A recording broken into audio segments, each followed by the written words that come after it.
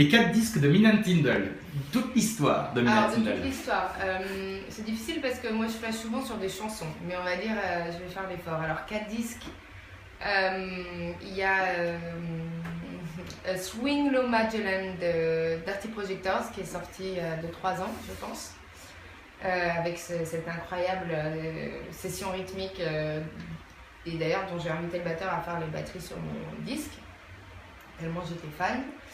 On va dire You Are Free de Cat Power. Pourquoi?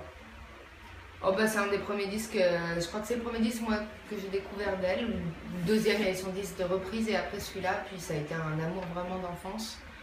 Elliott Smith, je serais incapable de dire un des disques parce que je crois que je les aime tous, peut-être encore plus les premiers, Roman Candle, enfin les tout premiers moins connus.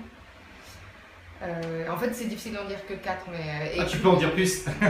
Club de Esquina de Milton Nascimento, qui est un disque absolument grandiose.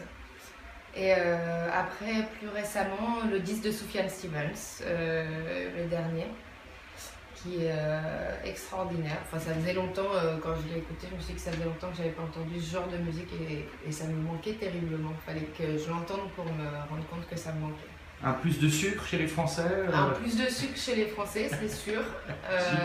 Celui-ci, bon, l'imprudence de Bachung, The National aussi, presque, on va dire alligator, mais il y a aussi les derniers en fait que je suis un peu venue tardivement, mais je les trouve super. Et un disque de pop, un peu dont tu aurais honte peut-être de l'existence, ou au moins d'assumer le... Alors non, je suis en train d'écouter le dernier disque de D'Angelo que j'avais pas écouté, et c'est du hip-hop, mais qui est génial, absolument génial. Merci beaucoup. De rien.